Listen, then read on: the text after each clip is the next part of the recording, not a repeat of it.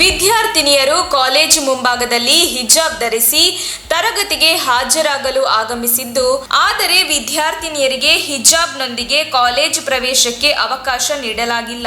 ಪೊಲೀಸರು ವಿದ್ಯಾರ್ಥಿನಿಯರ ಮನವೊಲಿಕೆಗೆ ಸಾಕಷ್ಟು ಪ್ರಯತ್ನ ನಡೆಸಿದರೂ ಹಠ ಹಿಡಿದಿರುವ ವಿದ್ಯಾರ್ಥಿನಿಯರು ಹಿಜಾಬ್ ಇಲ್ಲದೆ ತರಗತಿ ಪ್ರವೇಶಿಸುವುದಿಲ್ಲ ಎಂದು ತರಗತಿಯನ್ನು ಬಹಿಷ್ಕರಿಸಿ ಮನೆಗೆ ತೆರಳಿದ್ದಾರೆ.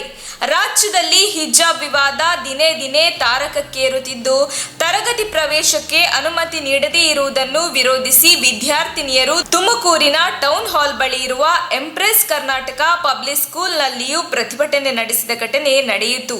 ಹಿಜಾಬ್ ಧರಿಸಿ ಶಾಲೆಗೆ ಪ್ರವೇಶ ನೀಡಲು ಶಾಲಾ ಸಿಬ್ಬಂದಿ ನಿರಾಕರಿಸಿದ್ದು, ಆದರೆ ನಾವು ಹಿಜಾಬ್ ಧರಿಸಿಯೇ ಬರುತ್ತೇವೆ, ಇಲ್ಲವಾದರೆ ಶಾಲೆಗೆ ಬರುವುದಿಲ್ಲ ಎಂದು ವಿದ್ಯಾರ್ಥಿನಿಯರು ಹೇಳುತ್ತಿದ್ದು, ಕೊನೆಗೆ ಅಸಹಾಯಕರಾಗಿ ಮನೆಗೆ ತೆರಳುತ್ತಿರುವುದು ಕಂಡುಬಂದಿದೆ.